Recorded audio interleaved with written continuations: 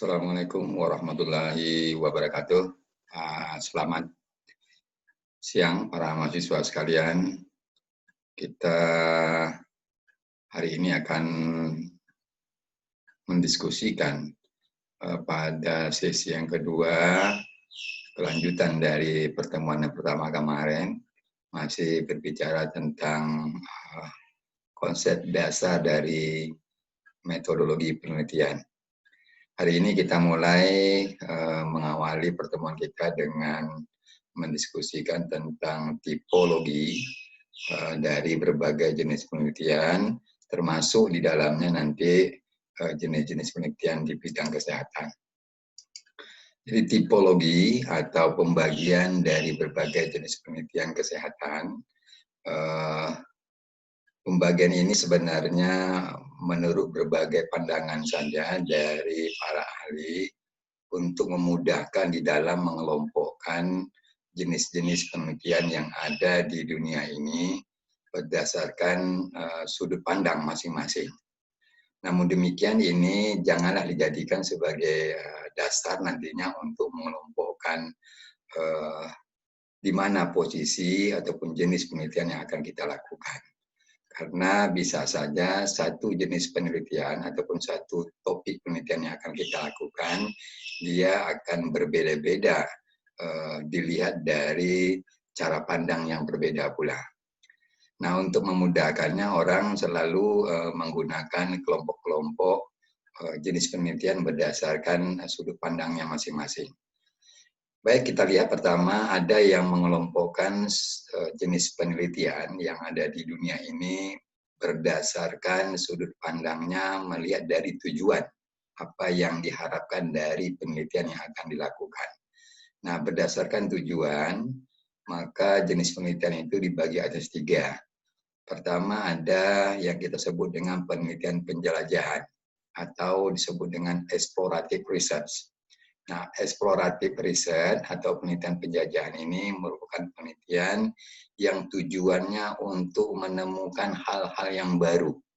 Jadi yang selama ini belum ditemukan menjadi pertanyaan bagi para ahli, kemudian dia mencoba untuk mencari tahu dari pertanyaannya yang memang betul-betul belum didapat diketahui dari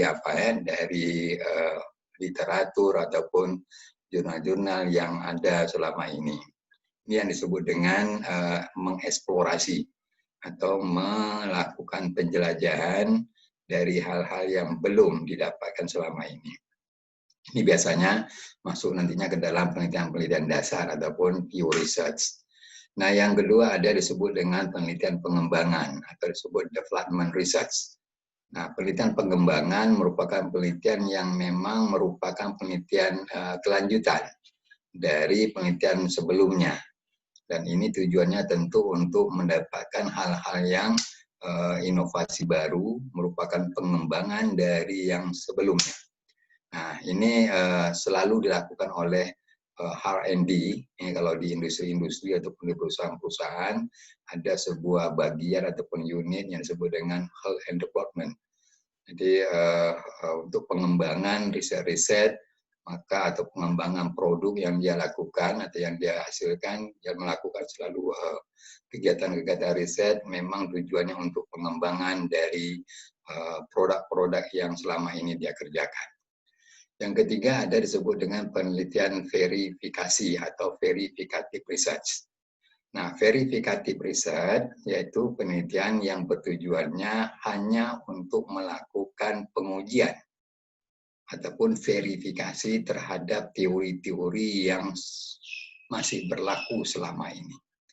Jadi ketika kita ingin melakukan pengujian-pengujian teori, jadi kita ingin membandingkan antara teori yang mendasari pemikiran kita dengan fakta-fakta yang ada di sekitar kita, atau fakta-fakta di lapangan, artinya kita melakukan proses pengujian teori. Teori-teori yang sudah berkembang selama ini apakah masih relevan dengan fakta-fakta yang ada di tengah-tengah masyarakat. Nah, ini yang disebut dengan penelitian yang bertujuan untuk verifikatif. Nah, itu kalau berdasarkan tujuan penelitian kita membagi 2, ada penelitian eksploratif, ada penelitian development, ada penelitian verifikatif. Nah, yang kedua ada juga para ahli membagi jenis penelitian itu berdasarkan manfaat atau kegunaan penelitian. Nah, kalau berangkat dari kegunaan, apa sih manfaat dari penelitian yang akan kita lakukan? Itu dikelompokkan atas 3. Pertama, ada penelitian dasar atau disebut dengan basic research. Penelitian dasar atau basic research ini hampir sama dengan penelitian penjelajahan ataupun explorative research.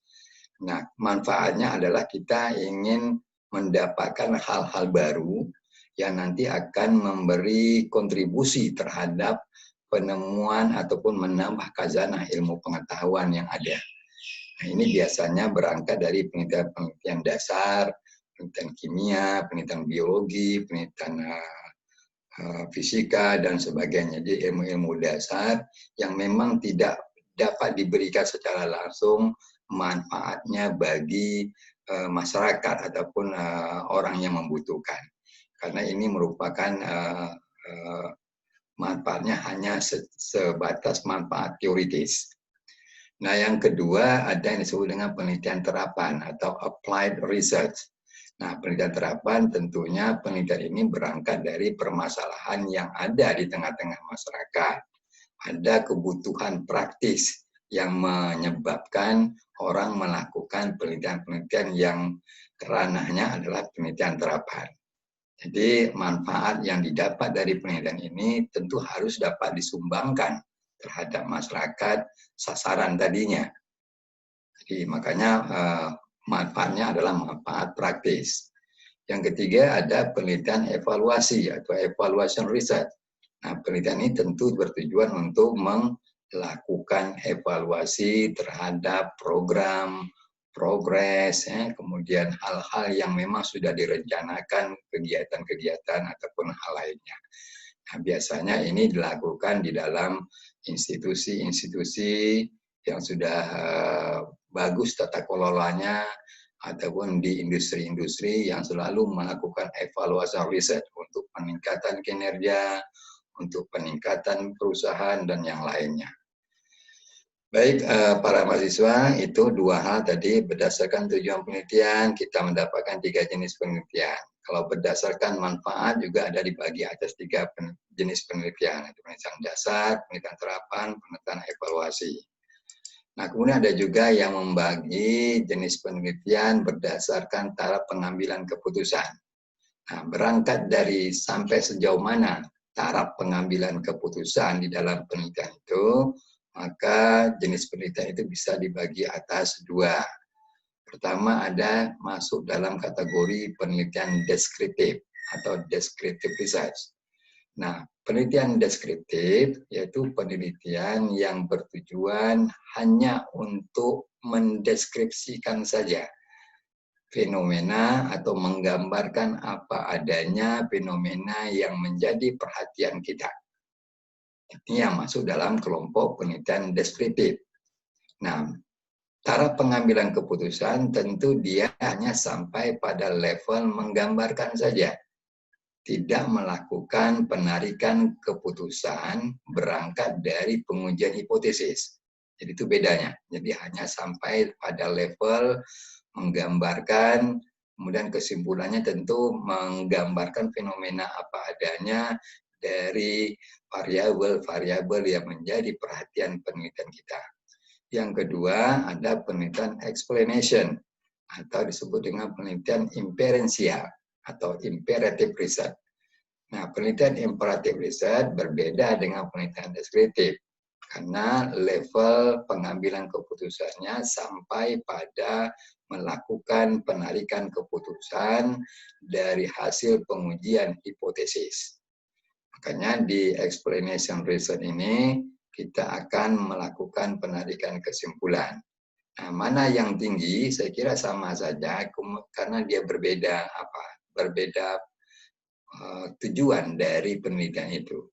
Kalau penelitian deskriptif tujuannya tidak hanya sampai pada menggambarkan saja, tapi pada empirical research tujuan penelitiannya sampai pada tahap pengambilan keputusan apakah hipotesa yang kita ajukan itu diterima atau ditolak.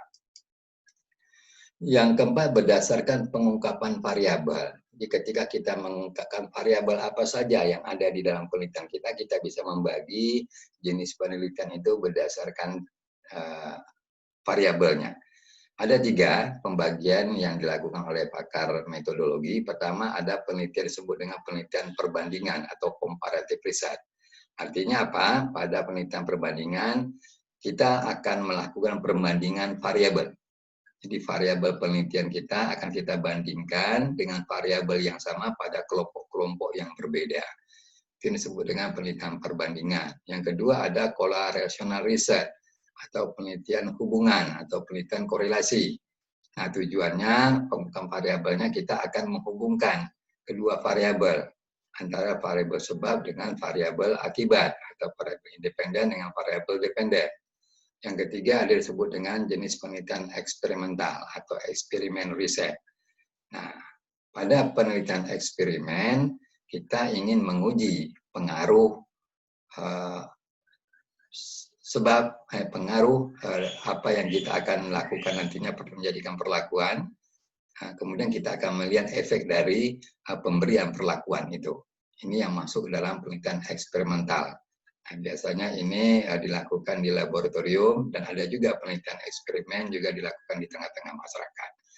Nah, itu berdasarkan pengungkapan variabel, maka kita bagi atas penelitian perbandingan, membandingkan variabel, penelitian korelasi, menghubungkan variabel antara variabel sebab dengan akibat, penelitian eksperimental melakukan memberikan perlakuan pada variabel tercoba, kemudian kita lihat variabel efeknya. Saya rasa demikian untuk yang pertama. Di pertemuan yang kedua